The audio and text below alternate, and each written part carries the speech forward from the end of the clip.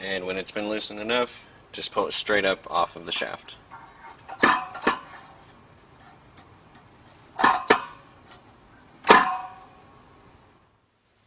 If you'll be changing the stack kit and O-rings on the pump, go ahead and click here for that portion of the video. Otherwise, just go ahead and press play. Okay, and now for the rest of the reassembly of the pump. At this point, we're ready to install the new mechanical seal. Be sure to lubricate the pump shaft with soapy water.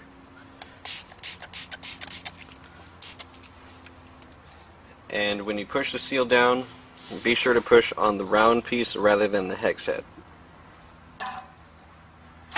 And just push that as far as you can down.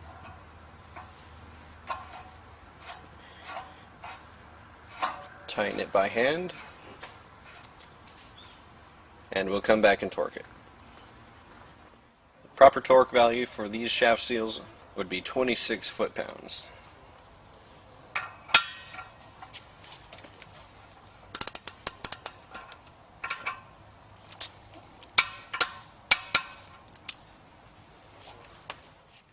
At this point, the next step is to set the shaft height. For this one, what we'll do is reinsert the shaft pin.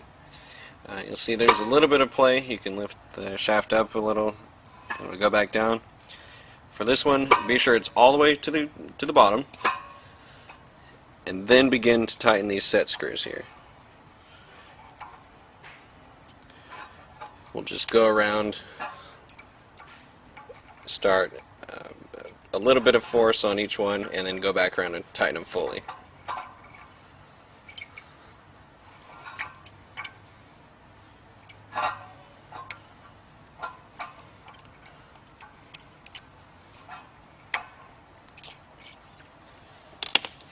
And then to actually set the height, we'll use this key, which would be ought to be clipped to the inside of your coupling guard. Just if you read, it does say up. Just place it under the round part on the shaft seal. Just lift up and slide it in. Now, if your pump has a spacer between the motor seat and the motor, go ahead and place that there now, and be sure to line up the motor bolt holes. Now, I've brought the motor in, but I haven't quite set it down in its seat. I left just enough gap, that way I can move it around to locate the motor holes.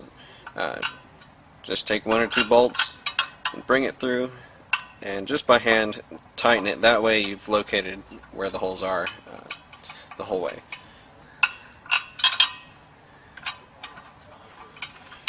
And once you've gotten a couple in there, just go ahead and lower it the rest of the way.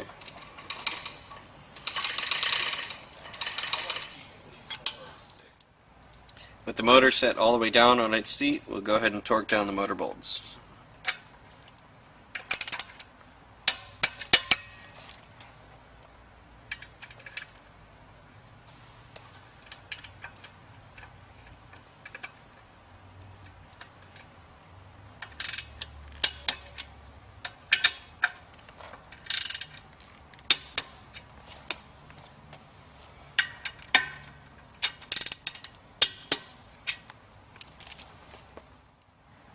Now with the shaft key in place, we can go ahead and install the two coupling halves. Be sure that if your motor has a keyway cut into it, that it meets up on the inside of the coupling half rather than where the two meet. So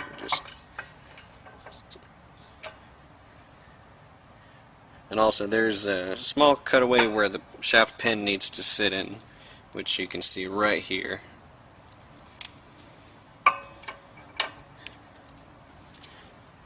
We'll just begin inserting the bolts.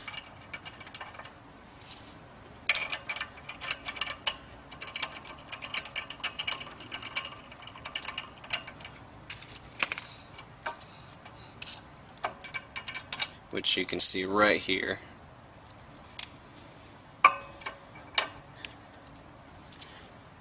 And we'll just begin inserting the bolts.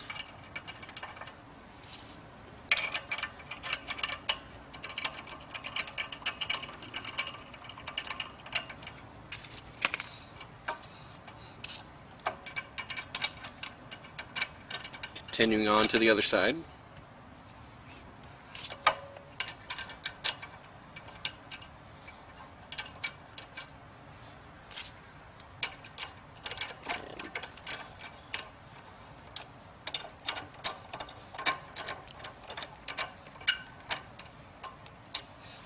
get them started.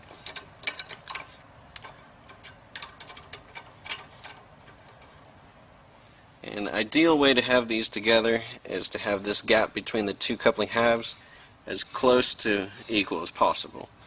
Yeah, you'll have to go back and forth, tightening one side then the other, trying to keep that reasonably close. And with the bolts partially tightened, we'll go ahead and come through and torque them to the proper specification. As always, be sure to work in a diagonal pattern.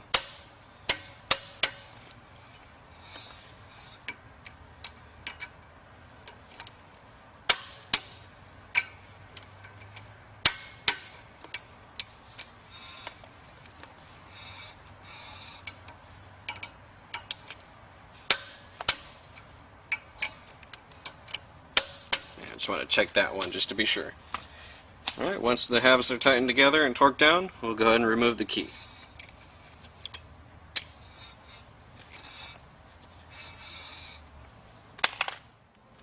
Our final step will be to replace the coupling guards. Before you put the last one on, be sure to put your shaft key on the back side of one of the coupling guards.